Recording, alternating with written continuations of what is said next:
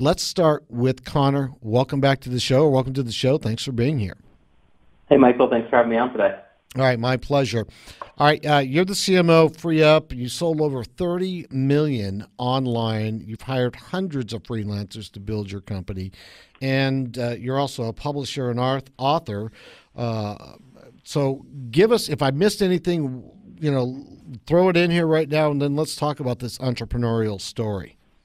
Yeah, of course. So, I'm happy to extrapolate on the story a little bit, give everyone a little bit more of a background. So I actually started my entrepreneurial journey while I was still in college.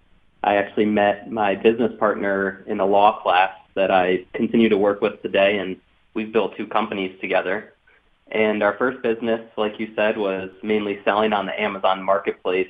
This was around 2009 as Amazon was starting to become very popular for consumers in the U.S., and we got in at a great time. We created relationships with suppliers and brands around the United States, and we helped them to sell their products through Amazon. So we did about 25 million worth of sales through the Amazon marketplace, and in that experience, we were exposed to hiring employees, part-time, full-time, and then also outsourcing work to independent contractors, some within the United States, and then also some overseas. And we went through a hiring period of a couple of years where we were using large platforms like what used to be Odesk and Elance, and they've now joined to become Upwork, which is the largest platform. And we were very frustrated with the process. We would post a job, we'd get 10 to 20 applicants every time. We'd have to spend the time and money to go through them ourselves, and we found that we ran into a lot of turnover with these websites. And so that was our main frustration and our main reason for creating FreeeUp.com. And the way we're a little bit different is we actually have an internal team that recruits, vets, and interviews every single independent contractor that wants to join the marketplace, and then we only allow the top 1% in. So we kind of save business owners time on the front end when they're hiring, and then we also protect them from turnover on the back end.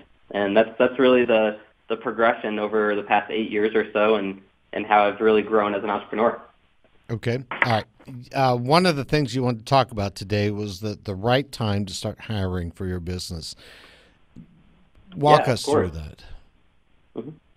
Sure. So, as I think anyone who's listening who's a business owner, we can all agree that you eventually reach a point within your business where you have too much on your plate that you can handle yourself.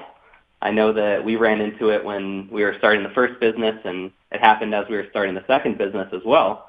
And a lot of business owners get to that point where they're working 50, 60 hours a week, and they've set up a good revenue stream, and they're making some income for themselves.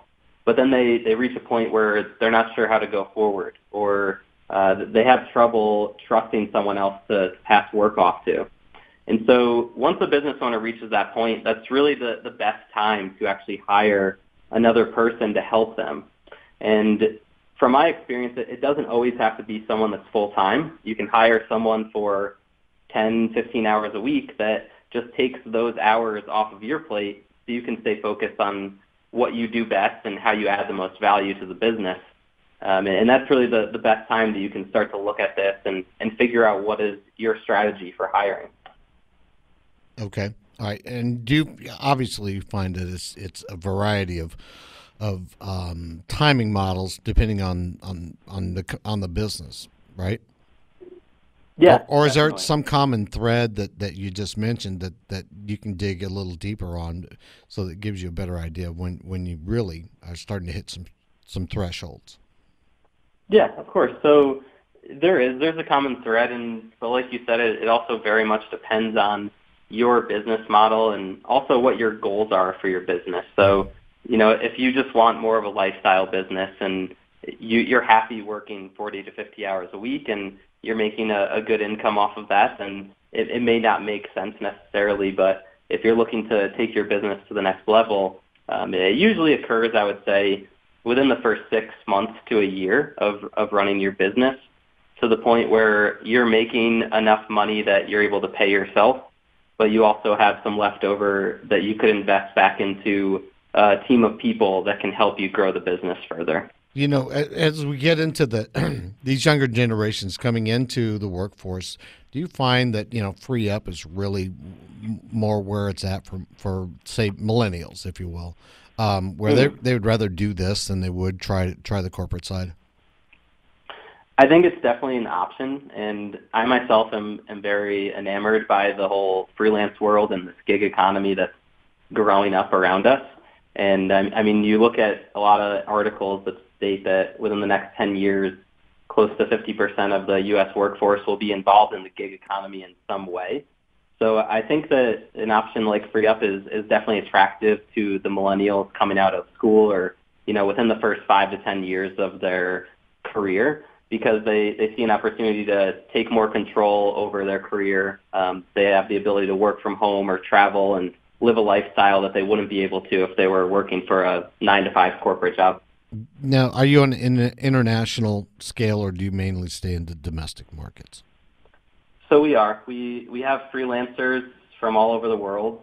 Right now we have about 1,000 freelancers in the network. About 40% are from the U.S., 40% are from the Philippines, actually, and then 20% are scattered across about 30 other countries. And the same goes for our clients and the businesses that are hiring with us. It's a majority in the U.S., but scattered across a number of other countries as well. Okay, we just have a little bit of time left. How do you effectively manage a remote workforce? Yeah, great question. And it takes time, it takes practice, but my advice to people that are looking to get into this is you really have to set very clear expectations up front. So once you find someone that could help you with your business, make sure that you set up very strong communication channels. From my experience, business owners have the worst experiences when they don't set up communication with their freelancers, and you're not working with that person on a day-to-day basis right next to you, so you can become frustrated and not know what they're up to. So that's the biggest thing. Make sure that up front you say, as you start working for me each day, please check in, whether it's through Skype or email or, a number of other communication channels. Get that set up front so that you always know what's going on. You can keep in touch with them, and you can continue to push them to grow as your freelancer. Okay. All right. No more time for this. Looks like we're going to have to wrap it up. All right, Connor, thanks for being a guest on the show. We got to run, but before we go, FreeeUp, FreeeUp.com, right? Yes, that's correct. All right, Connor Gillivan, thanks for being a guest on the show. Thanks for having me. Have a great day. You're welcome. All right, we'll be right back on the other side of this break with Ed Baxter, Bison Creek Capital, the Private Equity Spotlight. Thank you.